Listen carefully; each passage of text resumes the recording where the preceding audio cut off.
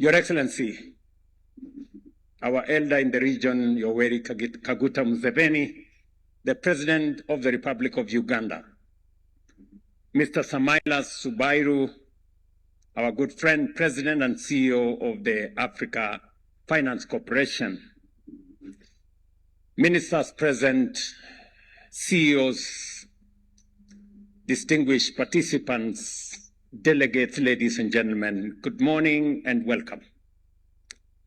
I take this opportunity on behalf of the people and government of Kenya to welcome you all to Nairobi for this most consequential gathering that goes to the heart of our continent's future.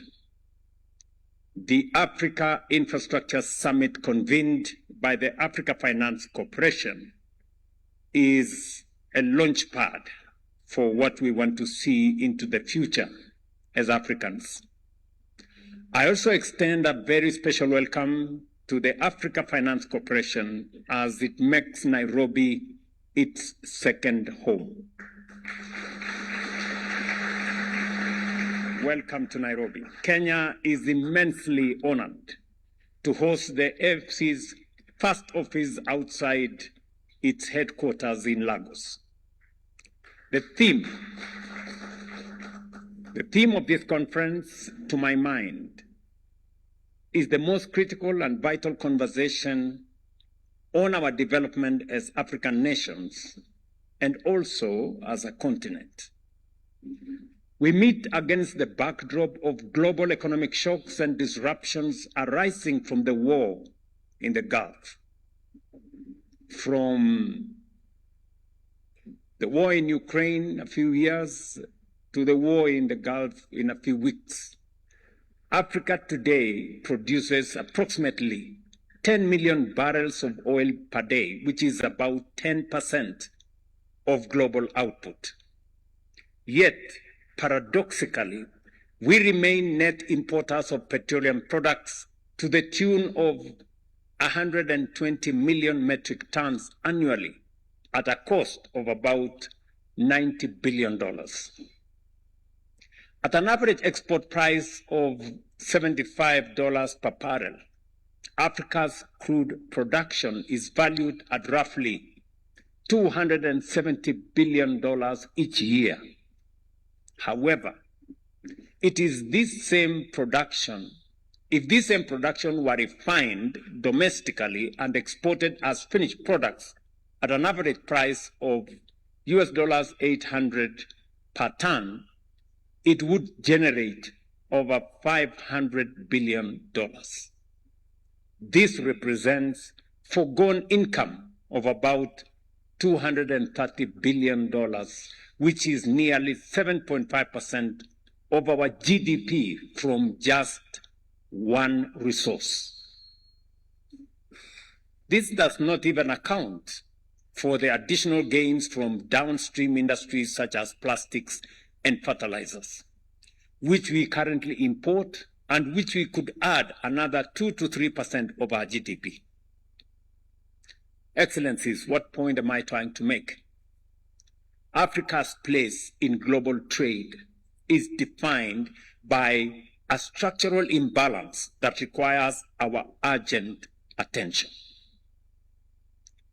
According to the UN Trade and Development, the continent continues to export predominantly raw materials, minerals, fuels, and agricultural commodities, while importing the very products manufactured from those same resources.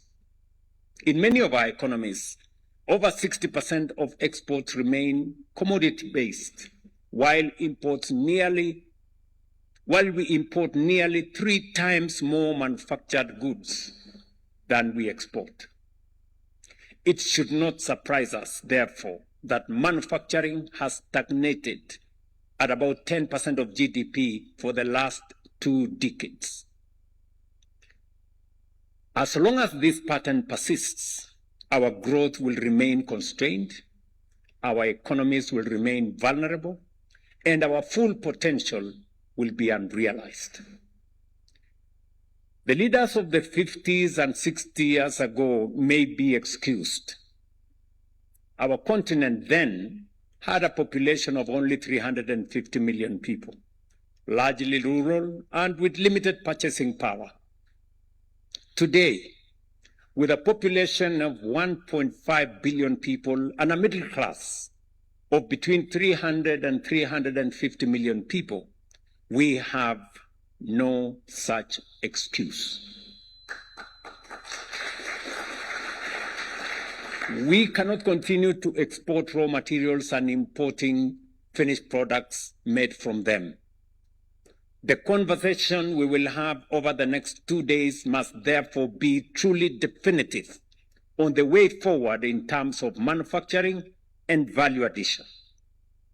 In this room, we have political leaders, we have industrialists, captains of industry, financiers, everyone required to move this agenda from aspiration to implementation. That is why I propose 3 key action points. First, we must strengthen our political resolve to deepen regional integration.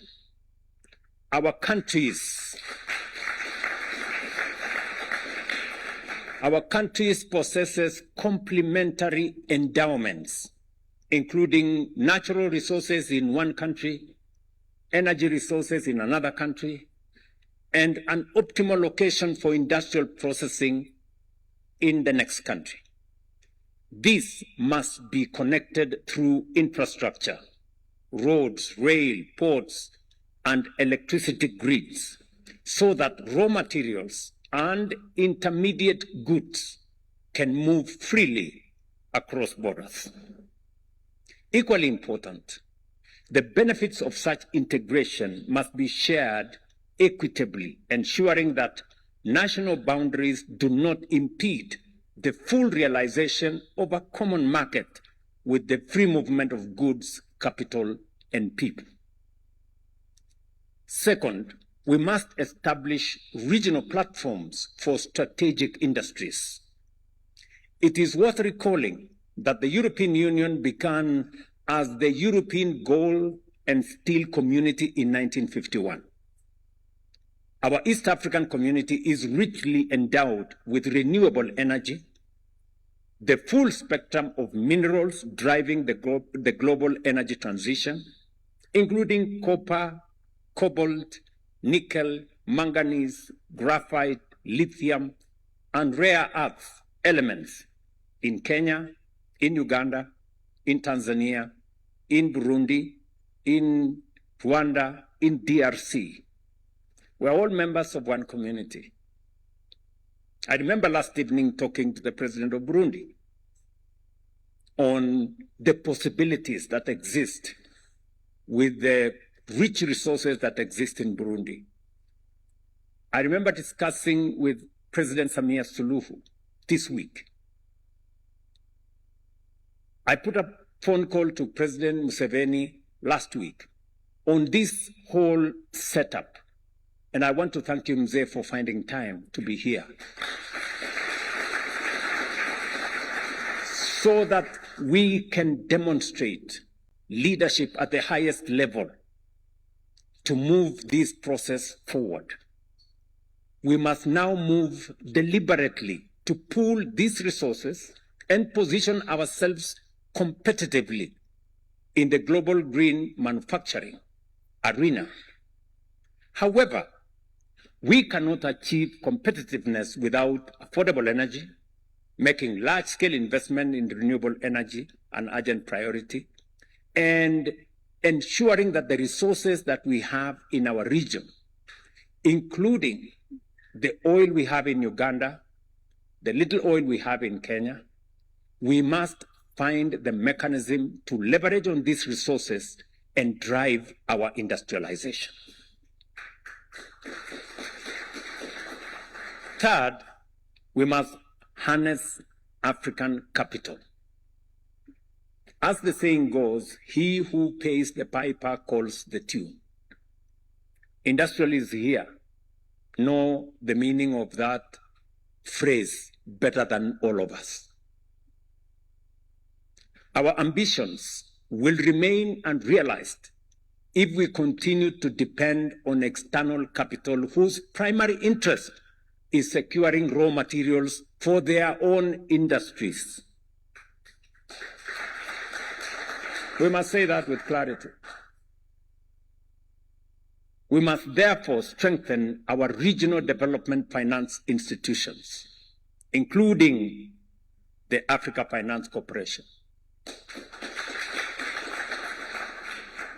And I want to inform the Africa Finance Corporation fraternity that as you set up office in Nairobi, the Kenya government is going to enhance its equity by $25 million.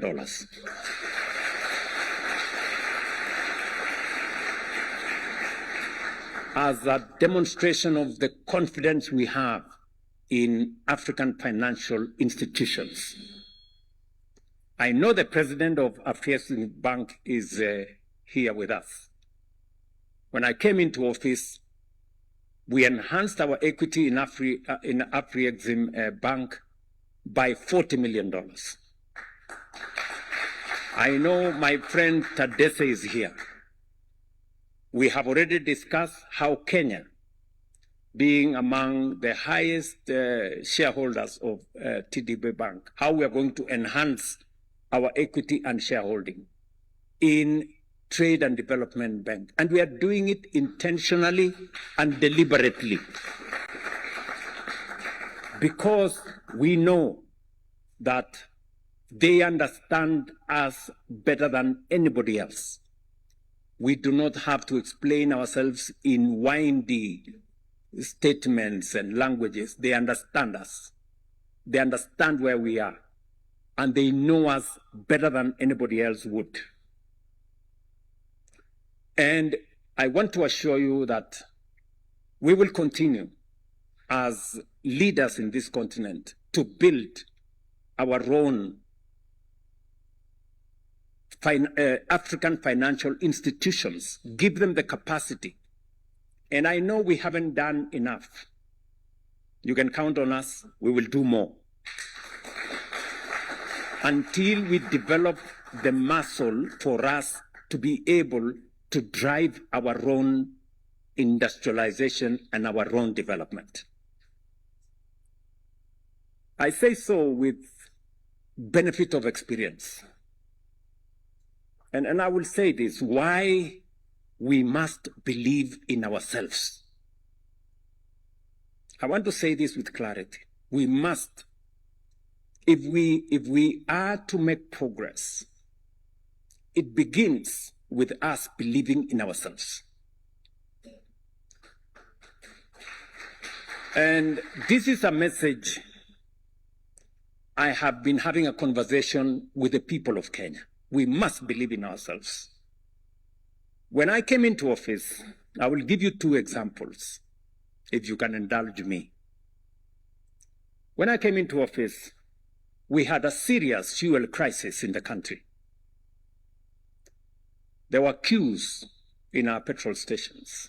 The first lot of people to come to see me, even before I left my former office, were oil marketers. And they told me, Mr. President-elect, we are facing a stock out. We do not have dollars. We have a crisis. And it became my first assignment, maybe baptism by fire, on my first day in office. And we figured out with my team, how do we deal with this? And I remember reaching out to friends who, for this meeting I will not mention, good friends of mine who are running multinational banks and telling them, oh, we need to do this. Little did I know that many of them were already figuring out how they are going to make money when the dollar went to 200 shillings, Kenya shillings to $1. They're already thinking how to make money from foreign exchange. I mean, I'm looking at how do we solve a Kenyan problem. It is only one bank, one Kenyan bank, Kenya Commercial Bank, that was willing to issue letters of credit and stand with us at that very critical moment. Do you know what happened? We not only solved that problem in a very permanent way. Today we have a G2G framework that many other countries have come to learn from us. Malawi have been here to learn from us. Burundi have been here to learn from us how we did it. So we solved the problem. But do you know what? Kenya Commercial Bank made tons of money in the process. Their share price went from 17 shillings to now 74 shillings.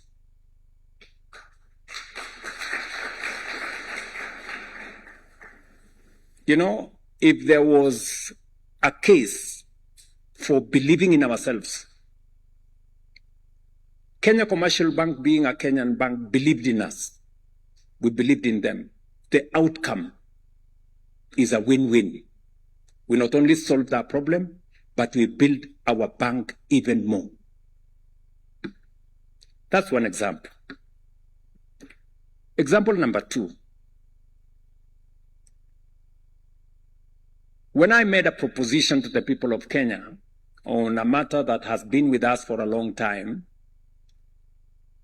on how do we deal with the challenge of housing. And it's a conversation we've had for long as Kenyans, possibly 25, 30 years of conversation. And I did make a proposition to the people of Kenya that it was necessary for us to do this using our own resources, mobilizing domestic capital for us to be able to undertake our housing program. There was a big debate, but today we have done what we couldn't do with money borrowed from this place and that place, talking to this guy and the other guy and the one bank and another one. Using our own domestic resources, today we are building, concluding some of them, 240,000 housing units, with a pipeline of 700,000 housing units. We are building hostels for 180,000 students in our universities and TVETs, and we are building 600 modern markets around Kenya with our own resources. Using a housing fund derived from a housing levy, we have signed contracts for $4 billion. $4 billion. Not a single shilling borrowed from anybody. Domestic resources built by Kenyans, raised from Kenya. Believing in ourselves. I make this case firmly that the challenges we face, the aspirations we have for the future, we have the solutions within us. And that's why I'm very happy that we have in our midst not just Africa Finance Corporation, we have the leadership of Afri-Exim Bank, we have the leadership of Shelter Afrique, we have the leadership of ADB, we have the leadership of Trade and Development Bank. These are institutions that we must mark for the future, and we must invest in them and work with them. Look, Nigeria has been a producer of oil for all the years that we know. Yet, when you went to Nigeria, there were queues of people looking for fuel in petrol stations for a long time, until one African stepped forward and built a refinery Aliko Dangote here.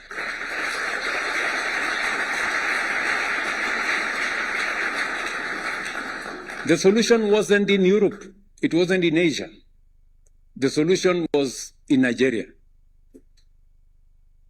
For a problem that disturbed Nigeria for years. I dare say, ladies and gentlemen, we have this, in this room, we have the political leadership, we have the industrialists, we have the financiers to transform our continent, and we must waste no time looking any further. In Kenya, we have established a national infrastructure fund and are in the process of creating a sovereign wealth fund, following in the footsteps of some of our peers on the continent, including, I know, what has been done in Nigeria, Ghana, South Africa, and in many other places. Through these instruments, we aim to mobilize public and private, as well as domestic and foreign capital, to fund major priority projects in the tune of $40 billion over the next decade. When you heard my minister here speak, he said we already have mobilized $3 billion just in a short span. And we are looking at the people in this room, how we are going to work together to leverage that money so that we can drive the issues we are discussing here. Infrastructure, transport, logistics, infrastructure. Because Kenya's infrastructure ambition are bold.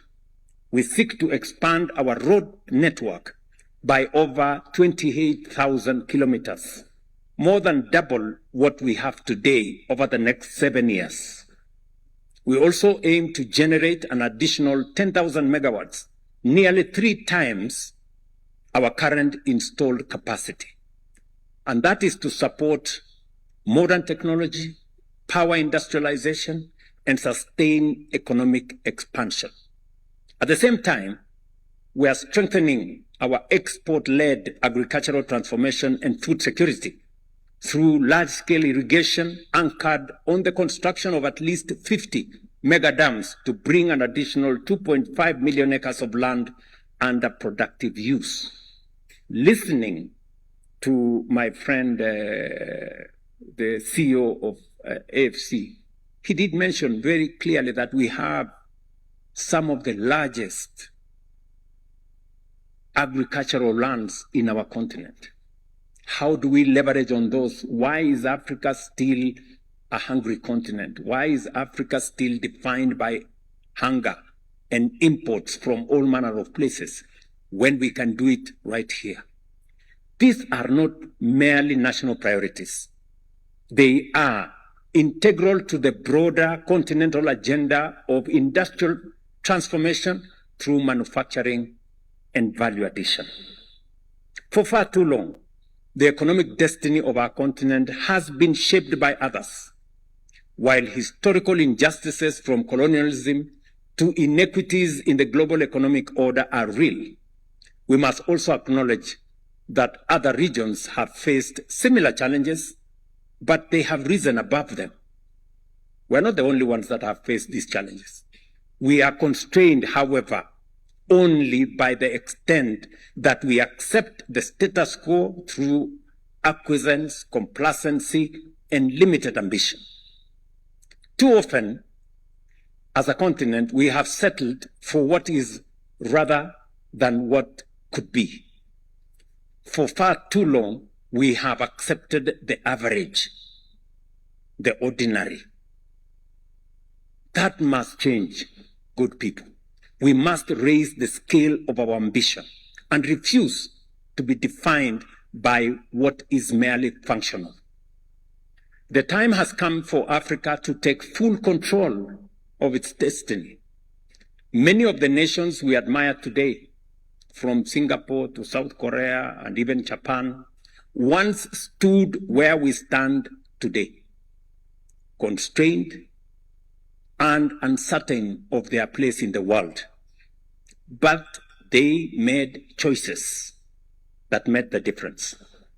Through disciplined leadership, bold policy, and unrelenting commitment to progress, they rewrote their future.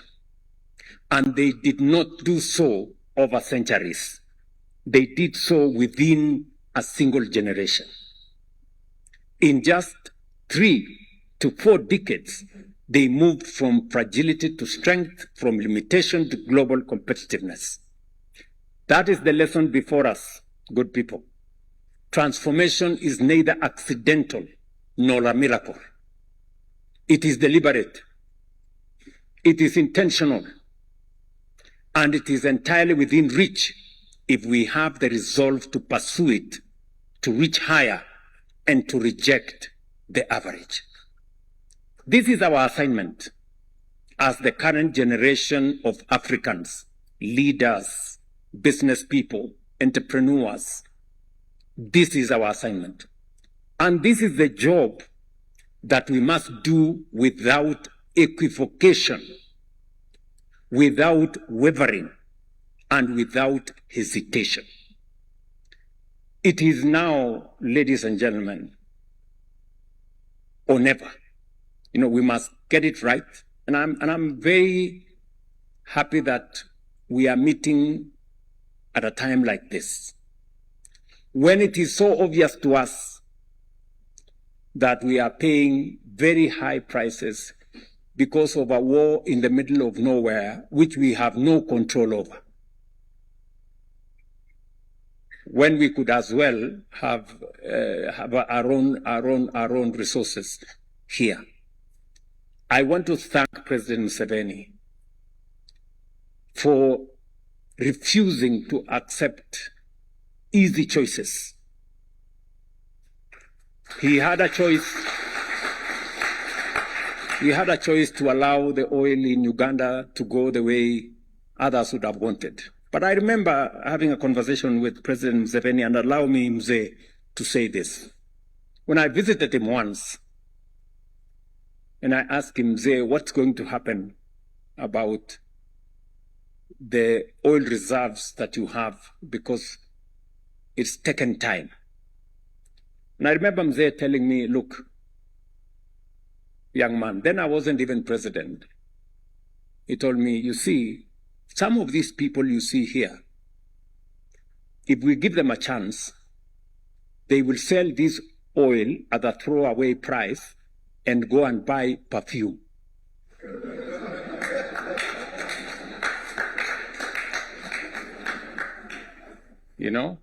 Those are his words. And they have never left my mind. A case of people making shortcuts, easy decisions, and in the process, sabotaging the destiny of a nation and a region. I am happy that we will be discussing how we are going to use our resources, whether it is the oil we have in our region or the minerals we have in our region, not to export to others, but to industrialize our own region, our countries. When the other day we divested from Kenya Pipeline because we wanted to unlock the value of Kenya Pipeline and use it for the transformation of the country, President Museveni called me and said, I want to buy 50% of Kenya Pipeline. And he told me, I don't care the price.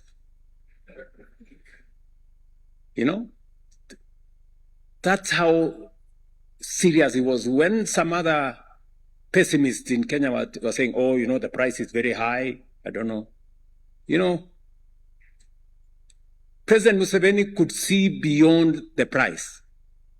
He could see the opportunity of transforming our nation, our region together.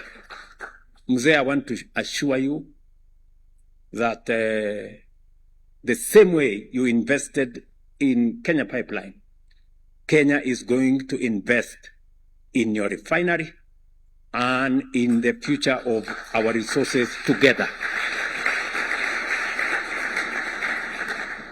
And hopefully we can bring all the other countries in our region to see the value, not in the short-term benefit you get from something cheap from somewhere else, but in the benefit of building something for the future that will not only earn you money today, but earn you opportunities tomorrow.